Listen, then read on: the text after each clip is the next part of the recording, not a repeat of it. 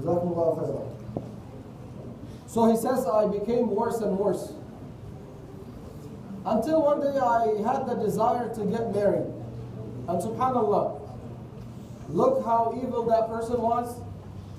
That call from the fitrah, just like that man, the one that killed 100 souls, remember? He killed 99 souls and then he felt bad. He felt something wrong. So he went and he asked a scholar. First time he asked a worshipper. So that worshipper told him, you have no chance. So he said, since I'm doomed, let it be 100. So he killed that person who didn't know any better and gave the wrong fatwa. Then he, again, after 100 souls, he also felt bad. So he thought, I have to go ask. So this time he was led to the most knowledgeable person. And now when he asked him, he said, what would hold me back from the mercy of Allah? Of course you could be forgiven, but you got to do something. And that's, as you know, he made the attempt to go to a good village so they can help him.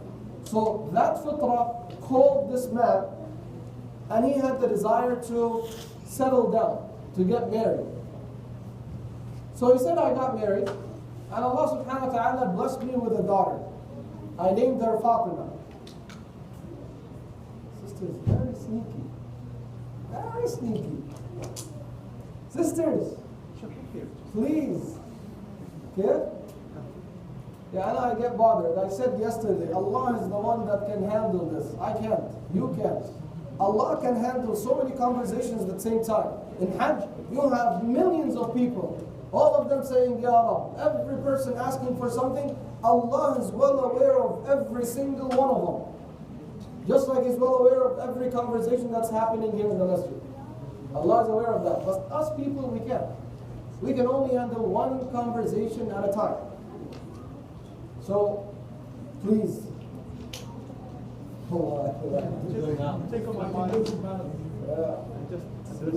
One of the sisters maybe over there, a group of sisters gang against them and tell them, do this to them. Yeah, gang against them and keep looking at them and staring. Sister, please. Jazakallah khairan. You'll get hasanat doing that. So he says, I had the desire to get married. I got married. Allah blessed me with a daughter. I named the daughter Fatima.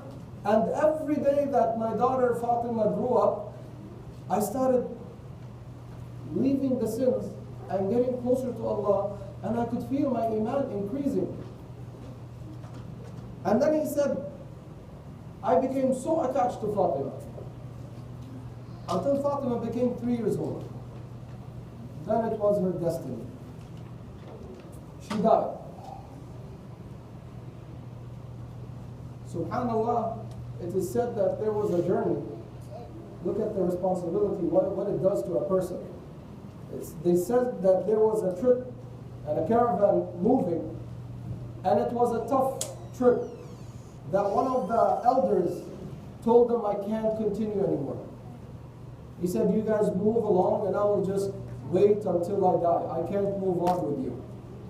One of the sisters was so wise that she came to him. She told him, that's fine. If you want to stay, here's my baby. Leave my baby with you. And she left. He got himself together and he picked up the baby and he moved. He thought he couldn't take any more. But when he felt the responsibility and when he felt that he has to take care of this baby and it became his responsibility, he picked himself up and he moved. Similar to this guy. He felt the responsibility, his iman started increasing, he got more attached to his daughter, but then became the test where he lost his daughter and she died. And now he says, I became even worse than before my daughter.